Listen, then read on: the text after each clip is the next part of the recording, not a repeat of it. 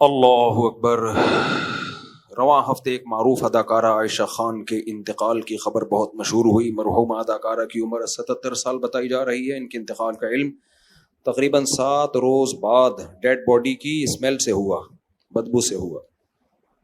Glamour کی دنیا کی چکا چوند میں زندگی گزارنے کے بعد بڑھاپے میں کئی بیماریوں اور ٹانگ میں فریکچر جیسی تکلیف تنہائی میں گزار کر گھر میں بغیر بچوں اور رشتہ داروں کے تنہائی میں انتقال کر گئیں۔ اب پاکستان میں اولڈ ایج ہومز کا بڑھتا ہوا رجحان اور یہ خطرناک بڑھاپا اور زندگی کا اختتام کس کلچر کو فالو کرنے سے آ رہا ہے؟ اکثر اولادیں والدین کو چھوڑ کر باہر ملکوں میں کمانے کی خاطر نکل جاتی ہیں۔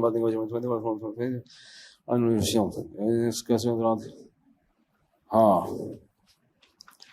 دیکھو، وہ کوئی اداکارہ تھی نا عائشہ خان، میں نے ان کے بارے میں جو نیوز پڑھی اس میں یہ بھی کہ اس نے زندگی میں اپنے بچوں کے نام اپنی جائیداد کر دی تھی، ساری پراپرٹی۔ جب سے کی ہے نا اس وقت سے بچے مارکیٹ سے شارٹ ہو گئے، اور وہ بیچاری بڑھاپے میں بلاتی تھی اور کہتی تھی کہ میں تنہا ہوں، میرے بچے مجھے نہیں پوچھتے۔ اللہ تعالیٰ جب انسان کی بصیرت کی آنکھیں اندھی کر لینا، اسے دنیا میں کوئی ہدایت نہیں دے سکتا۔ میں چیخ رہا ہوں، بار بار کہہ رہا ہوں، یورپ امریکہ سے مغربی دنیا کے اخلاق سے متاثر مت ہو۔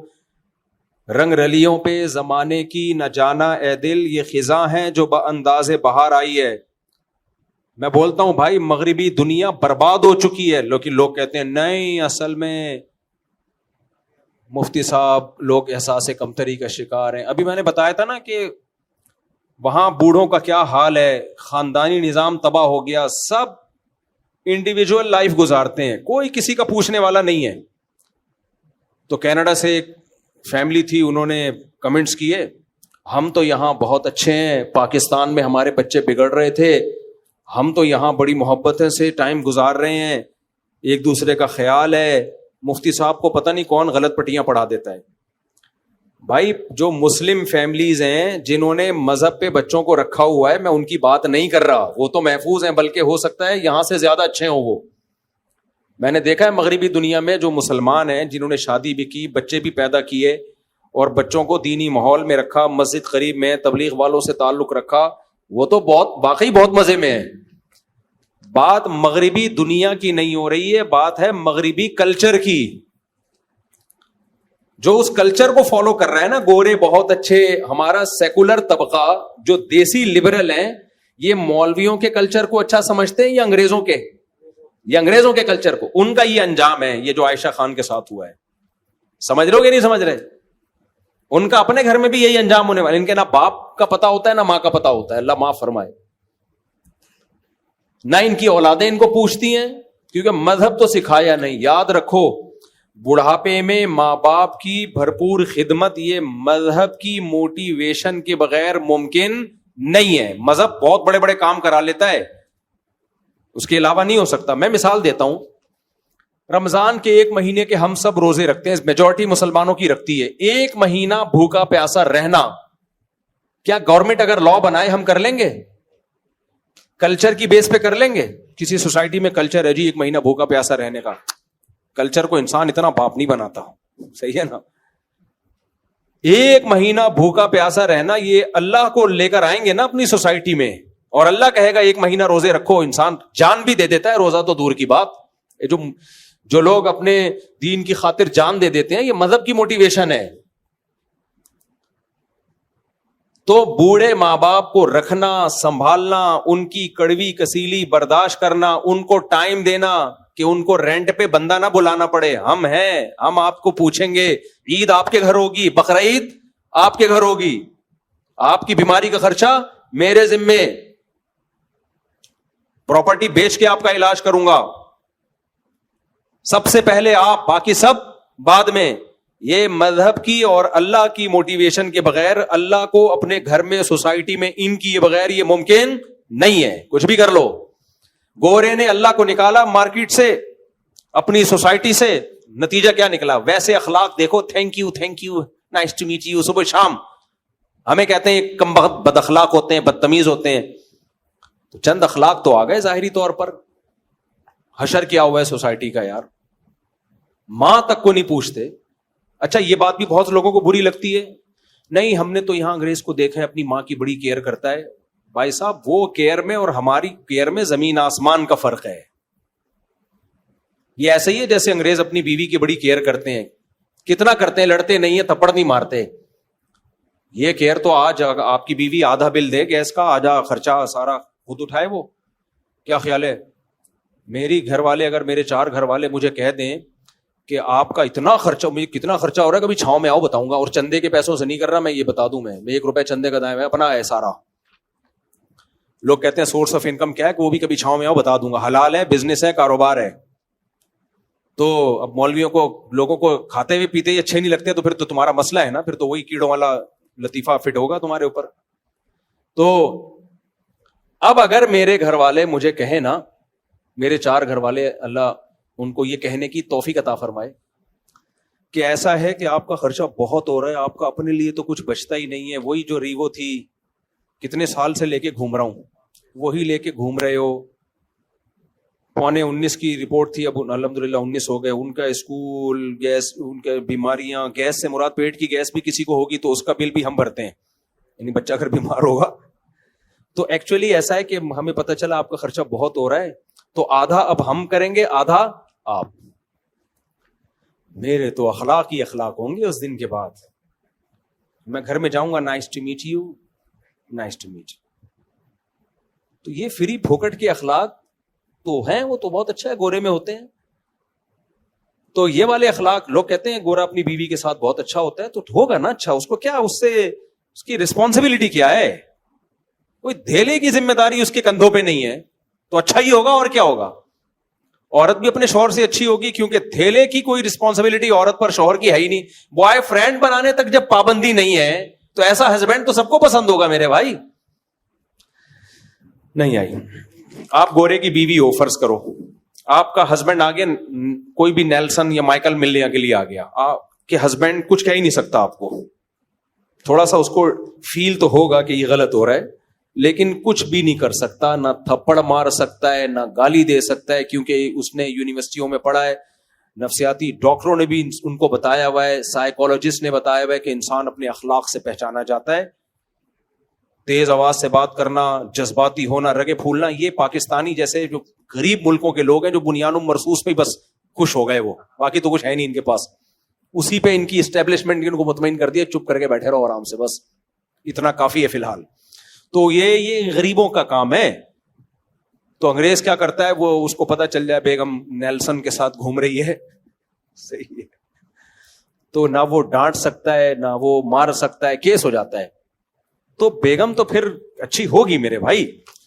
تو بات ہوتی ہے کہ جہاں رسپانسبلٹی ہو, ذمہ داریاں, ہم ذمہ داریاں اٹھاتے ہیں, تو یہ اسلام کی وجہ سے ہماری ایک سوسائٹی. ایک اور واقعہ سناتا ہوں, اس سے انشاءاللہ اچھی طرح سمجھ میں آ جائے گا میں کیا کہنا چاہ رہا ہوں.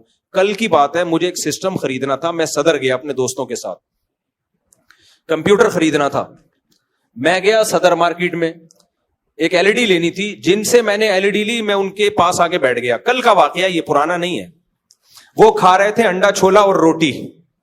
خدا کی قسم بہت دل چاہ رہا تھا کہ مجھے بھی پوچھیں, لیکن میں نے عزت پہلے, کیونکہ وہ انڈا چھولا, اور ان کو پتا یہ بھی تھا میرے ساتھ, میں ان سے بار بار کہہ رہا تھا یہ پوچھ نہیں رہے یار.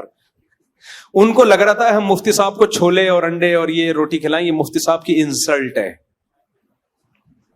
ان کا خیال تھا مفتی صاحب ہیں بھائی, انڈے چھولے کیا مفتی صاحب. اور میرا خدا کی قسم جو دل چاہ رہا تھا نا انڈے چھولے کھانے کا, اور وہ کھائے, اتنی دیر لگا دی انہوں نے, بھائی ہٹاؤ یار جلدی سے, میرا دل چاہ رہا ہے کھانے کا. یہ تو اب میں راز فاش کر رہا ہوں, ورنہ ان کے سامنے تو عزت سے بیٹھا. وہ تو کہہ رہے تھے کچھ کھانا ہے, میں نے کہا نہیں کچھ, لیکن مجھے بھوک لگ رہی تھی, اور میرا انڈے چھولے, ان کو پتا ہے میں پہلے کہہ رہا تھا یار کوئی دکان دیکھو یا کوئی چھولے کی دکان ہو, تو وہ تو تھی نہیں, وہاں گئے تو وہ وہی کھا رہے تھے. خیر اب ان کو پتا چلے گا تو افسوس ہوگا, اب کیا فائدہ یار, اب کیا فائدہ. خیر تو اب گھنٹہ مجھے لگا کہ یار یہ کھلا ختم ہی نہیں کر رہے. میں ساتھ میں بیٹھا ہوا ہوں, چائے کا پوچھ رہے ہیں, یا تو پوچھیں یا کھا کے ختم کریں. اب وہ اتنی دیر ہو گئی تو میں نے کہا آپ ماشاءاللہ, پھر میں نے ویسے ہی پوچھا, میں نے کہا انکل ماشاءاللہ آپ 1 گھنٹے سے میں دیکھ رہا ہوں آپ انڈے چھولے کھا رہے ہیں, بہت اسپیڈ سلو ہے آپ کی کھانے میں. میرا خیال تھا آپ پوچھیں گے, لیکن خیر مذاق کر رہا ہوں, وہ دکان والے کہیں سیریس نہ ہو جائیں. تو انہوں نے کیا کیا, انہوں نے کہا کہ یہ میرا معذور بیٹا ہے, یہ بہت آہستہ ہے. وہ اصل میں اس معذور کو کھلا رہے تھے, معذور بیٹے کو, ایک بیٹا معذور تھا اس کو کھلا رہے تھے. تو 1.5 گھنٹہ تو لگا ہوگا, اور اس وقت تک بھی بہت چھوٹے نوالے بنا کے وہ کافی دیر تک چباتا رہتا, اس کو چباتا رہتا. پھر وہ نکلتا, معذور تھا بیچارہ ذہنی. اچھا, دکان میں جو ان کے دوسرے بھائی تھے وہ مجھے کہنے لگے مفتی صاحب یہ ہمارا اکلوتا معذور بھائی ہے, اب سب ماشاءاللہ بھائی ہیں, یہ ایک معذور ہے تو ہم اس کو بھی دکان پہ اپنے ساتھ لے آتے ہیں, اس کو ہم ہر وقت اپنے ساتھ رکھتے ہیں. باپ خدمت کر رہا ہے بیٹے کی, 1 گھنٹے سے اس کو نوالے بنا کے کھلا رہا ہے. بھائی اس معذور بھائی کو ساتھ رکھ رہے ہیں کہ تھوڑا لوگوں میں بیٹھے گا, ہو سکتا ہے کچھ دماغی لیول اس کا ٹھیک ہو جائے. میں نے ان سے اسی وقت کہا, میں نے کہا خدا کی قسم یہ ظرف انگریز کے پاس بولو نہیں ہے, حالانکہ یہ کوئی بہت مذہبی گھرانہ بھی نہیں ہے. میں نے کہا میں نے باہر ملکوں میں بھی سفر کیا, وہاں معذور کے ساتھ پتہ ہے کیا ہوتا ہے, گورنمنٹ بہت اچھا سلوک کرتی ہے. جیسے ہی آپ کا بھائی بہن کوئی معذور ہے آپ گورنمنٹ سے رابطہ کرتے ہیں, بھائی کوئی انتظام کرو, وہ کوئی ملازم رکھتے ہیں. وہ اسی لیے رکھتے ہیں, ان کو پتا ہوتا ہے کہ یہاں مسلمان ہوں, خاندانی لوگ ہوں, وہ ایک الگ بات ہے. نارملی کوئی نہیں یہ پھٹیک پالتا, بھائی اولڈ ہاؤس میں جمع کراؤ, معذور خانے میں جمع کراؤ, یہاں ہی رکھنا ہے تو گورنمنٹ سے بندہ لو. گورنمنٹ کا بندہ پھر وہ بڑی ایکوریسی سے کام, اس کو تنخواہ ملتی ہے, 12 گھنٹے میں شفٹیں چینج ہوتی ہیں. یہ کیوں ہے وہاں کی گورنمنٹ اتنی اچھی؟ ضرورت ایجاد کی ماں ہے, ان کو پتا ہے کہ گورنمنٹ ان معذوروں کا خیال نہیں کرے گی, ان کا اتنا ظرف نہیں ہے کہ یہ معذوروں کا خیال کریں. ایک تو بہن بھائیوں کی تعداد بہت تھوڑی ہوتی ہے, یہاں تو 4-5 بھائی اور ابا مل کے پال رہے ہیں ایک معذور کو. ایک ہی بھائی ہوگا تو وہ تو ساری رسپانسبلٹی اس کی ہوگی, کھلائے گا بھی وہ, دکان بھی وہی چلائے گا. تو فیملی بھی ہمارے یہاں بڑی ہوتی ہے, مل کے پال لیتی ہے, جذبہ بھی ہے کھلانے پلانے کا. لوگ کہتے ہیں یہ ٹیکس چور ہیں پاکستانی, اور باہر ملکوں میں انگریز ٹیکس ٹائم پہ دیتا ہے. بھائی ہم ٹیکس چور اس وجہ سے نہیں ہے کہ ہم لالچی ہیں. اگر ہم لالچی ہوتے بقرعید پہ کروڑوں اربوں روپے کی قربانیاں نہ کر رہے ہوتے, کروڑوں اربوں روپے کی زکاتیں نہ نکال رہے ہوتے. حالانکہ وہاں تو کوئی پنشمنٹ بھی نہیں ہے, آپ اگر زکات نہ دو کوئی پوچھنے والا ہے آپ سے. تو اس کا مطلب ایسا نہیں ہے کہ ہم جو ہے وہ لالچی ہیں, کنجوس ہیں, غلط کرتے ہیں ٹیکس نہ دے کے, برا کرتے ہیں, دینا چاہیے ٹیکس, لیکن اس نہ دینے کی وجہ کوئی اور ہے, کنجوسی نہیں ہے. کنجوس ہوتے تو اپنے ماں باپ کو نہ کھلاتے, ایک آدمی بیوی بچوں کا خرچہ نہ اٹھاتا. ایک بھائیوں کو میں دیکھتا ہوں, بہنوں کو بھی خرچہ اٹھا رہا ہے, ماں باپ کا بھی خرچہ اٹھا رہا ہے, کما کے بھیج رہا ہے, آدھا ہو گیا وہ. یہ کنجوس لوگ تھوڑی ایسا کرتے ہیں. تو اب آپ کو سمجھ میں آیا کہ مذہب ہے نا سوسائٹی میں تو معذور کو پال رہے ہیں. میں نے ان کے والد کو اور حوصلہ دلایا, میں نے کہا یہ آپ کی جنت ہے, یہ بیٹا کیا ہے آپ کی جنت ہے, کیونکہ اس کو صرف اللہ کے لیے پال رہے ہو, باقیوں سے تو امیدیں کما کے دیں گے. یہ کس کے لیے بھائی؟ اللہ کے لیے, آزمائش ہے. تو اس لیے یہ تو جنت ہے آپ کی. کتنی میں نے ہمت ہوئی یار, 1-1.5 گھنٹے سے نکمے بنا, ہم تھک جائے آدمی بھائی. تو یہی خدمت ماں باپ کی بھی لوگ کر رہے ہوتے ہیں, بوڑھی ماں کی بھی کر رہے ہوتے ہیں. تو مولویوں کو برا بھلا کہتے رہتے ہیں سیکولر لوگ, تو ان کا اپنا بڑھاپا کیا ہوتا ہے. اور یہ جو سیلیبریٹیز ہیں نا, جو فنکار, اداکار, گلوکار, ان سے تو عبرت حاصل کرو میرے بھائی, پناہ ماں. ان کی چمک دھمک آپ کو تھوڑی دیر کے لیے ٹی وی پہ نظر آتی ہے, بس اسٹیج پہ جب ایوارڈ دینے کے لیے بلایا جاتا ہے, ورنہ ان کی حقیقی زندگی میں سکون نہیں ہے. اور جو فنکار اداکار ہوتے ہیں ان کو تو آگے بڑھاپا نظر آ رہا ہوتا ہے. ان کی عزت ہے فٹنس کی بیس پہ, خوبصورتی ختم, عزت ختم. ہاں ایوارڈ میں کوئی بلایا جائے ایوارڈ دینے کے لیے کہ آپ نے بڑی اچھی, تھوڑی دیر کی ہوتی ہے عزت, ورنہ جو اس فیلڈ کے لوگ ہیں نا, ہمارا ان سے بھی ریلیشن ہے, وہ بتاتے ہیں کہ اس فیلڈ کا بڑھاپا بہت خطرناک, ترستے ہیں عزت کو. تو یہ جو اس فنکارہ کے ساتھ ہوا, مسلمان تھی, اللہ مغفرت کرے, ان کی اولاد کو اللہ ہدایت دے, لیکن یہی وہ عیب ہے اور یہی وہ کلچر ہے جو ہم باہر کی دنیا سے لے رہے ہیں. دیکھو آخری بات, بس 2 جملوں میں اپنی بات کو ختم کرتا ہوں. لوگ مجھے کہتے ہیں مفتی صاحب شادیوں پہ بہت بیان کرتے ہیں, شادیوں پہ بہت, ہر تھوڑی دیر میں شادی پہ آ جاتے ہیں, بچے پیدا کرو, کوئی اور کام نہیں ہے آپ کا.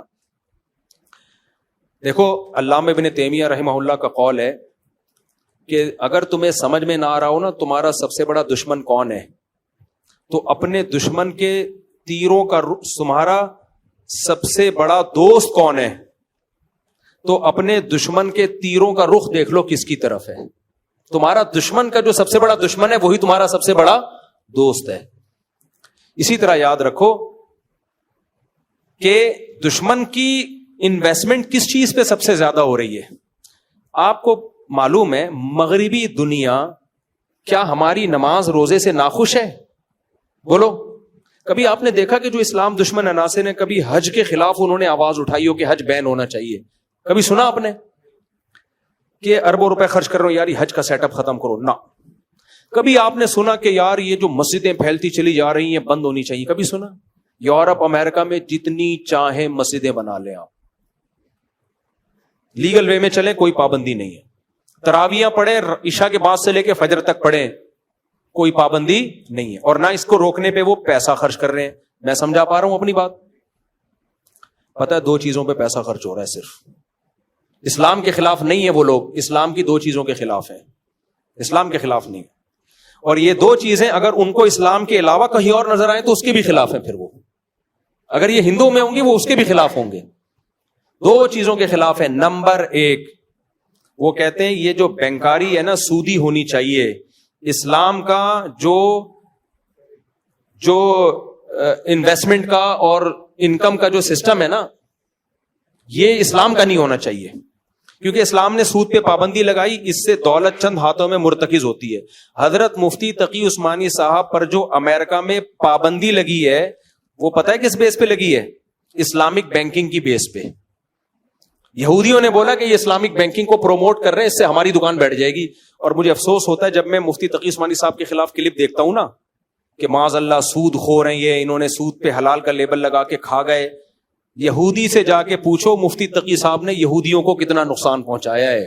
انہوں نے مفتی تقی صاحب کو امریکہ میں بین کروا دیا. پوری کتاب چھپی ہے انگلش میں یہودیوں کی مفتی تقی عثمانی صاحب کے خلاف.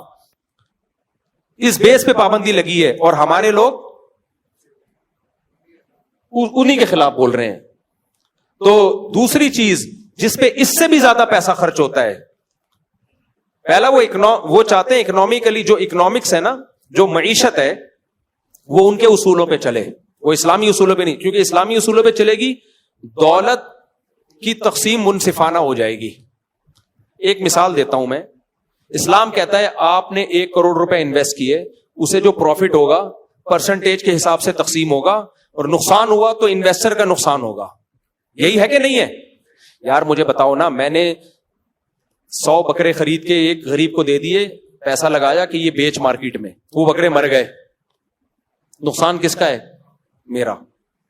اس کا کوئی نقصان نہیں ہے, اس کی محنت ضائع ہو گئی, بس یہ نقصان ہے.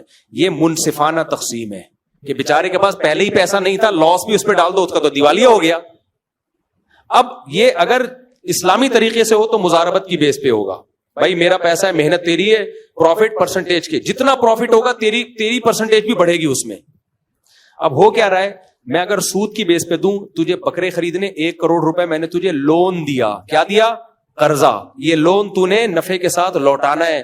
اس نے لون کے بکرے خریدے, بکرے مر گئے, اس نے مجھے سود بھی دینا ہے, اور وہ 1 کروڑ کہاں سے دے گا وہ؟ تو اس سے کیا نقصان ہوتا ہے سودی نظام سے؟ غریب کا بیڑا, یار غرق تو بول دو نا, اس میں کیا جا رہے ہیں آپ؟ بیڑا غرق کروا تھوڑی رہے ہیں, آپ سے بلوا رہے ہیں کہ ایسا ہوتا ہے بیڑا غرق. تو کبھی بھی تبھی آپ دیکھو یہ تاجر لوگ ہم سے زیادہ تر تاجر نماز کے مسئلے پوچھیں گے, زکوٰۃ کے مسئلے پوچھیں گے, قربانی کے پوچھیں گے, تجارت کے بہت کم پوچھتے ہیں. میں نے ایک دفعہ پنجاب میں کچھ تاجروں سے بات کی کہ میں ایک ورکشاپ کروانا چاہتا ہوں تجارت کے شرعی مسائل پر, ہم تاجروں کو ٹریننگ دیں گے کہ شرعی لحاظ سے تجارت کب جائز ہوتی ہے کب ناجائز. آج تک وہ دن نہیں آیا. کہہ رہے ہیں تاجر لوگ آمادہ ہی نہیں ہوتے اس پہ. میں نے کہا ان کو بولو ڈرو مت, ہم کوئی آپ کے تجارت بند نہیں کر. ان کو ڈر لگتا ہے یار یہ حرام چیزوں پر ہم کو کھائیں گے کہاں سے ہم.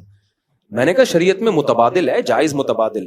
تو سب سے زیادہ وہ کوشش کس پہ کرتے ہیں؟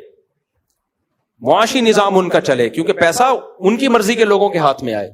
دوسری چیز جس پہ اس سے بھی زیادہ انویسٹمنٹ ہے وہ آپ کا فیملی سسٹم تباہ کرنا. بات سمجھ میں آ رہی ہے کہ نہیں آ رہی ہے؟ اب اس کے لیے انہوں نے لیبل اچھے اچھے لگائے. اگر وہ ایسے کہتے کہ زنا کو معاشرے میں عام کرو, خاندانی نظام کو تباہ کرو, تو ہم مان لیتے؟ بولو نا, مان لیتے. جب کوئی چرسی کسی کو چرس پلاتا ہے تو یہ کہتا ہے میں چاہتا ہوں جیسا میں برباد ہو گیا ہیروئن پی کے میری ہڈیاں نکل آئیں, تو بھی ہڈیاں نکال, تو بھی مر, تیرا پروگرام جائے گا ور. کیسا شعر کہا میں نے. تو پیے گا ہیروئن, وہ آئے گا کہ ہم تو ڈوبے ہیں سنم, تم کو بھی لے ڈوبیں گے. وہ آئے گا ایک دفعہ لگا کے دے, خدا کی قسم ایسا مزہ آئے گا, مزہ نہ آئے پیسے واپس. آپ اس کو بولے تیری تو ہڈیاں نکل گئیں. ابے یہ ہڈیاں نہیں ہیں, لائف کو انجوائے کرنا اسی کو تو کہتے ہیں. اور تو اتنا نہ پینا کہ ہڈیاں نکل آئیں. تو وہ اچھے لیبل لگائے گا. تو اب مقصد تھا خاندانی نظام کو تباہ اور برباد, کیونکہ ہمارا مذہب اگر محفوظ ہے نا, ہم مسلمان ہیں بھئی, سوسائٹی ہے نا, سوسائٹی سے نکلنا آسان تھوڑی ہوتا ہے. تو اس خول سے نکالا جائے, اس کے لیے انہوں نے مردوں سے زیادہ محنت کی عورت پہ. بے حیائی مردوں سے نہیں پھیلتی, مرد ہمیشہ سے ٹھرکی تھے, ٹھرکی ہیں, ٹھرکی رہیں گے, سوائے چند فیصد لوگوں کے. مرد کو جب عورت فری میں ملتی ہے, تہجد گزار ہوگا, نیک ہوگا, وہ جائے گا کہے گا توبہ کر لوں گا بعد میں, ایک دفعہ تھرک پوری کرو. اللہ ماشاءاللہ بہت کم لوگ یوسف علیہ السلام جیسے, اور جو 7 آدمی عرش کے سائے میں ہوں گے جن کو عورت دعوت دے اور وہ زنا سے بچ جائیں, ایسے لوگ مارکیٹ میں کیا ہوتے ہیں, شارٹ. عورت کی طبیعت میں اتنی ٹھڑک نہیں ہوتی, اس کی طبیعت میں حیا ہے. وہ چاہتی ہے بھائی میں اپنے شوہر کے حوالے اپنے آپ کو کروں گی, میرا شوہر ہو, میرے بچوں کا باپ ہو, مجھے خاندان ملے, مجھے سوسائٹی ملے, مجھے عزت ملے جیسے میری ماں کو ملی تھی, میری دادی کو ملی تھی. ایسے ہی تھوڑی کوئی بھی آ جائے میرے پاس. تو انگریز نے سوچا کہ محنت مرد پہ نہیں کرنی, کس پہ کرنی ہے, عورت پہ. کس پہ کرنی ہے بھائی, اور عورت کا بیڑا غرق کرنا ہے. تو اس کو کہا کہ آزادی, کیا اس کو سکھایا, پردے سے آزاد ہو جاؤ, بس اتنا کافی ہے. گھر کی 4 دیواری سے آزاد, جاب کرنا جیسے تمہارا حق ہے, جیسے تمہارے شوہر کا حق ہے, تمہارا بھی حق ہے. ابے جاب کرنا حق نہیں ہوتا, کمبختوں ذمہ داری ہوتی ہے. تم کمبختوں دی ذمہ داری کو کیا کہہ رہے ہو, حق ہے. بے وقوفوں والی بات ہے یار, میں کما رہا ہوں, یہ میرا حق نہیں ہے, میری ذمہ داری ہے. اگر آپ مجھے ذمہ داری سے ہٹا دیں گے میری تو عیاشی بڑھے گی. واہ بھائی واہ. اسلام نے عورت کو آزادی دی تھی کہ تم جاب کی پابندیوں سے آزاد ہو, تمہارے شوہر کی ذمہ داری ہے جاب کرنا. اس کو بول دیا کہ تم آزاد ہو, جاب کرو. ابھی ایک لبرل انٹی کا بیان آیا, بڑا خاندانی بیان کیا. اس نے کہا ہمیں الو بنایا گیا ہے کہ جاب کرنے میں ہم آزاد ہیں. کہہ رہے ہیں آزاد نہیں, ہم تو اور مصیبت میں آ گئے. ہم جاب کر کے کمبخت سسرال کو بھی کھلا رہے ہیں, بچہ بھی پال رہے ہیں, اور گھر بھی ہم سنبھال رہے ہیں, اور میاں صرف ایک جاب کر رہا ہے. ہمارا تو بیڑا غرق ہو گیا. تو عورت کو آزاد کیا, شوہر سے آزاد, بھائی سے آزاد, باپ سے آزاد. اس کو دفتر میں جا کے باس کا غلام بنا دیا, جہازوں میں ایئر ہوسٹس کو کمپنیوں کا غلام بنا دیا. مجھے سب سے زیادہ ترس ایئر ہوسٹس پہ آتا ہے. کل میں ایک ویڈیو دیکھ رہا تھا, میں نے گھر والوں کو کہا, وہ ہم جہازوں کی ویڈیو دیکھنے کا مجھے بڑا شوق ہے کہ جو ہوتے ہیں نا جہاز کریش کیسے ہوئے یا کیسے بنتے ہیں. تو میں نے کہا یہ ہم جاتے ہیں نا کبھی لمبے روٹ پہ, امریکہ جا رہے ہیں تو 18-20 گھنٹوں کی فلائٹیں ہو جاتی ہیں.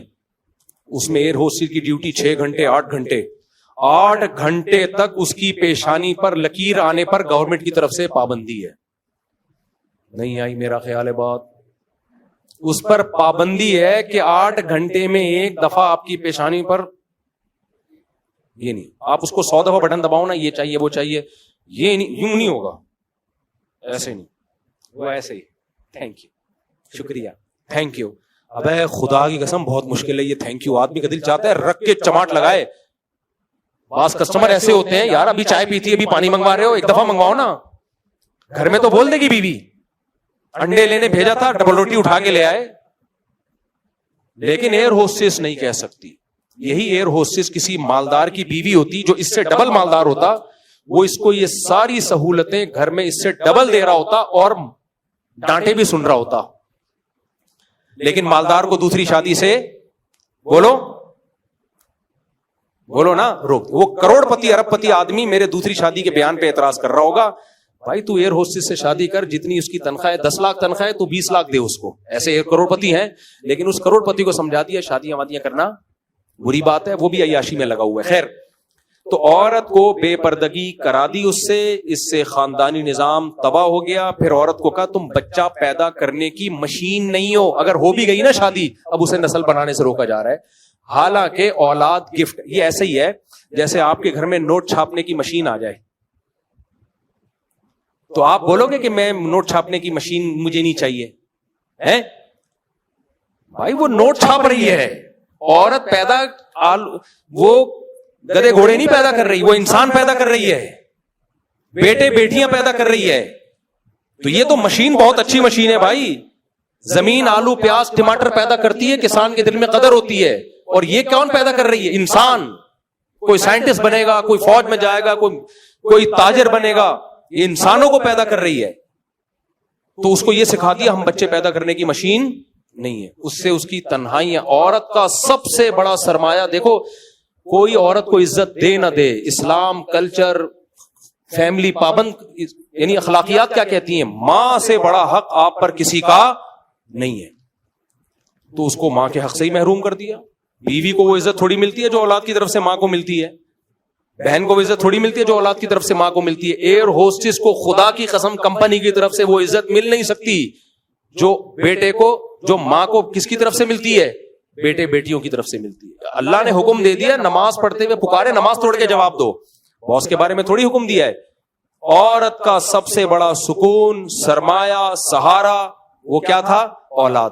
اسے پٹیاں پڑھا دی, تم بچے پیدا کرنے کی مشین نہیں ہو. یہ ایسے ہی ہے جیسے میں مردوں کو اپاہج بنانا چاہ رہا ہوں, اور میں چاہ رہا ہوں کہ یہ بیویوں کو کما کے نہ کھلائیں اور بیڑا غرق کر دیں خاندانی نظام کا. تو اس کا طریقہ کیا ہوگا؟ میں مرد کو بولوں گا تو کوئی کمانے کی مشین تھوڑی ہے جو روزانہ بیوی کو برگر کھلاتا ہے.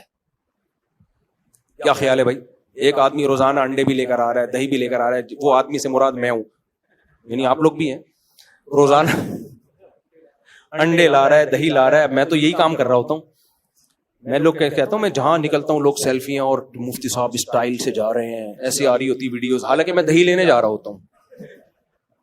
اگر پتہ چل جائے نا ایسے اسٹائل جیسے میں غزہ فتح کرنے جا رہا ہوں, یہ میرے اسٹائل آ رہے ہوتے, میں گھر میں بتاتا ہوں میں دہی لینے جا رہا تھا اور دیکھو اسٹائل کیا مارا ہے لوگوں نے.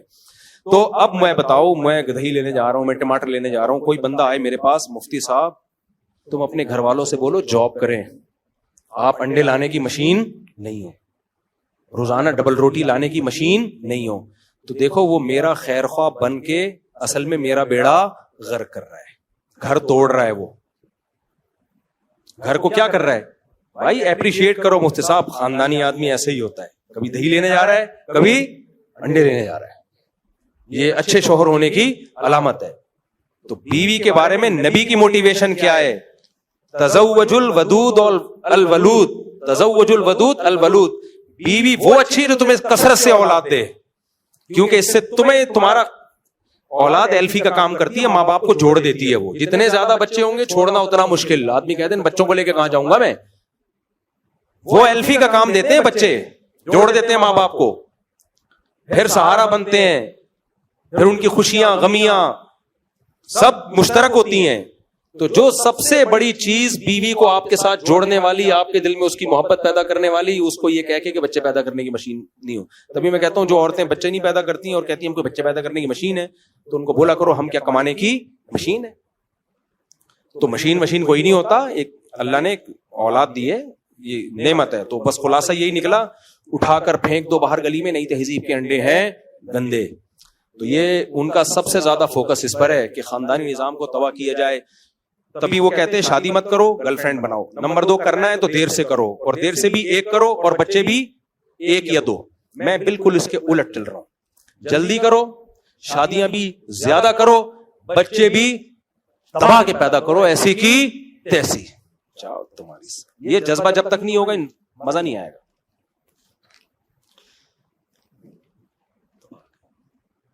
لوگ کہتے ہیں بگڑ جائیں گے, 2-4 اسپیئر میں بگڑنے کے لیے اتنے پیدا کرو کہ بگڑ بھی جائے نا, 2-4 تو کام کے نکلیں گے نا.